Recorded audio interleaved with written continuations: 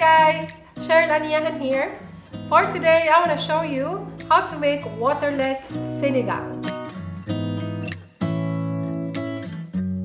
using our Saladmaster 10-quart roaster. Of course, you can do a smaller batch using a smaller cookware, but for today, I'm making a big batch. So, let's start with the ingredients. I have here about 2 pieces of chili, green or red, doesn't matter.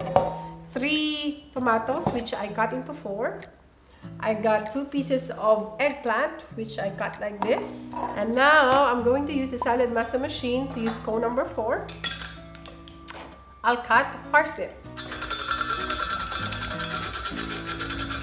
Parsnips are grown under the ground, so don't peel, just wash it properly.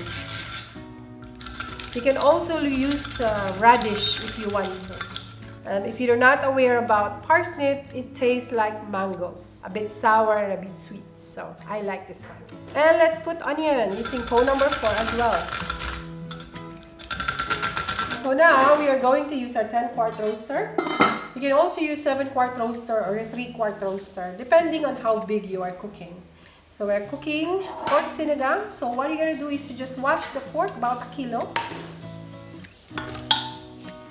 Time to put all the vegetable, onion, parsnip, tomato, eggplant, and chili. It's a Filipino dish, and we normally use tamarind in our dishes. But here we can't find any tamarind, so we're just using the powder version, which is the tamarind soup base. So I'll just put the whole packet. If you have calamansi, or the small lemons that we have in our country, it's also good to use it, and you don't need to use that packet. So it's more natural and healthy. Now it's time to put Chinese cabbage. Now as you can see, I did not put any water. This is a soup dish.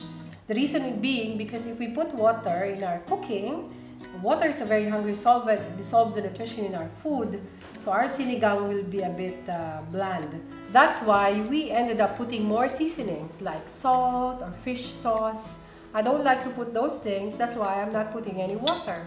But what I can do is I will put more vegetables because vegetable has natural moisture and that will give me the water that I need for my sinigang. And because of that, I don't need to add salt or fish sauce because it tastes nice already.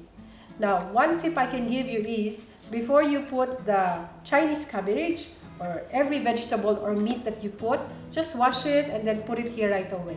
Because that residual water will help to add more soup into your dish. Just fill the cookware with Chinese cabbage. I normally use 1 whole Chinese cabbage. I always cook this for my children, and this is how they want it, without any water, but it's very tasty. Now let's start cooking. Just make sure that before you cook, the sides is clear with all the food bits. And put the cover, just so it will create a perfect seal. So what we're gonna do is we will put it on medium-high. So this is induction, the maximum is 9. I'll put it at number 8. About 10 to 15 minutes, you will hear a click. That is a temperature control, so we protect our vegetable from overheating. And so once we hear that, we will turn the heat down to low for about 3 or number 4 for about 30 to 40 minutes, depending on your stove as well and depending on how much you are cooking. For this one, I'll cook this for 40 minutes.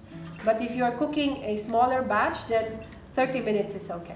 But the good thing is you don't need to be here because I can do other things in the house and I can just wait till it clicks and then I'll come back, I'll turn it down the heat.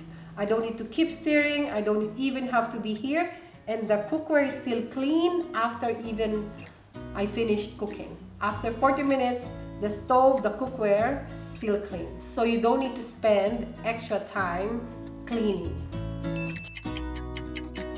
Okay, so after about 10 to 15 minutes, you can hear the clicking. I will turn it down to low. After 40 minutes, this is how it looks like. So this is the only time I will mix it, after cooking. And look how much water is in here. So why would you need to put water? And because, as I said a while ago, you did not put any water, I did not put salt or fish sauce. And this is the best sinigang that you can ever taste. And look at the meat. It's just very tender. It's not overcooked, it's not undercooked. It's just fine. And you will notice that after 5 to 10 minutes, the water gets more. So definitely don't need water.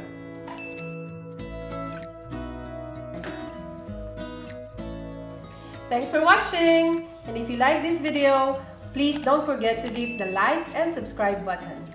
Bye! Yum!